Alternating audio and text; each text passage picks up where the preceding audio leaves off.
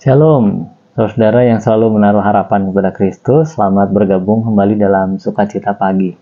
Saudara, pagi ini saya mau mengajak kita melihat kembali ke Injil Lukas, pasal 11, ayat yang ke-23.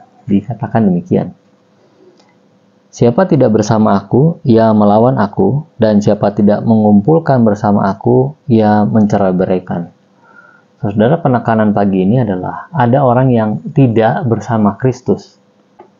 Kalau melihat perikop ini, saudara, dari nas pagi ini, kita lihat ada pernyataan Tuhan Yesus dimulai dari tuduhan tentang sumber kuasanya. Jadi pada waktu itu, orang banyak takjub melihat orang yang bisu akibat kerasukan setan disembuhkan Tuhan Yesus. Tetapi orang Farisi menuduh sumber kuasa itu dari Beelzebul, atau dengan kata lain, mengusir setan dengan kuasa setan sendiri. Pembaca masa kini, saudara, pasti tidak asing dengan politik good cup, bad cup. Bahkan orang tua sekalipun bisa berbagi peran antagonis dan protagonis waktu mendidik anak-anak mereka. Tetapi di masa Tuhan Yesus, pemahaman mereka tentu berbeda. Jadi Tuhan Yesus membantah tuduhan itu dengan memakai ilustrasi kerajaan yang tidak bisa pura-pura memecah kuasanya untuk menarik pendukung. Kalau yang satu menjatuhkan yang lain, sudah pasti mereka sejatinya tidak bersama-sama. Dengan dasar ini pula, Tuhan Yesus menyatakan bahwa setiap orang yang berseberangan dengan Tuhan Yesus tidak akan pernah bersama-sama dengan Dia. Orang-orang seperti itu pasti menolak Tuhan Yesus. Tetapi saudara, bagi Tuhan Yesus, kebersamaan manusia dengan dosa memang harus dipisahkan. Dia mengusir setan seperti yang dinyatakan dari sebelumnya dari seseorang karena orang itu berhak mendapat pilihan hidup di luar kuasa si penyesat. Sebelumnya dia terjebak, dia terkungkung dan tidak bisa berbuat apa-apa selain mengikuti kehendak dari setan yang ada di dalam dirinya itu. Sebab menurut Tuhan Yesus, bukankah semua manusia adalah ciptaannya, termasuk orang yang kerasukan itu?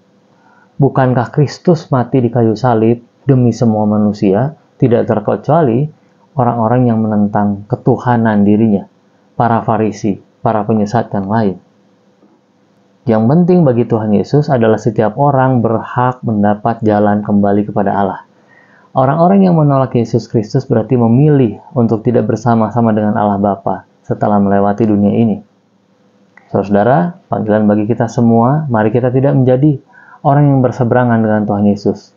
Karena jembatan menuju Allah Bapa telah terbuka dengan cara percaya kepada Yesus Kristus sebagai Tuhan dan Juru Selamat. Mari kita berdoa, saudara. Terima kasih Yesus Kristus, terima kasih Allah Bapa, terima kasih Roh Kudus, karena Engkau menunjukkan kepada kami semua bahwa Yesus Kristus sudah mati di kayu salib untuk kami semua. Kami mau datang kepada Tuhan dengan sungguh-sungguh, menyatakan Yesus sebagai Tuhan dan Juru Selamat kami secara pribadi. Biarlah kami boleh mendapat perkenanan Allah Bapa, dan pada suatu saat nanti kelak, kami akan bisa bersama-sama dengan Allah Bapa, pencipta kami kembali. Terima kasih Bapa di surga. Kami menyerahkan seluruh doa permohonan ini dalam nama Tuhan Yesus. Amin. Selamat pagi saudara, damai sejahtera dari Tuhan Yesus Kristus menyertai.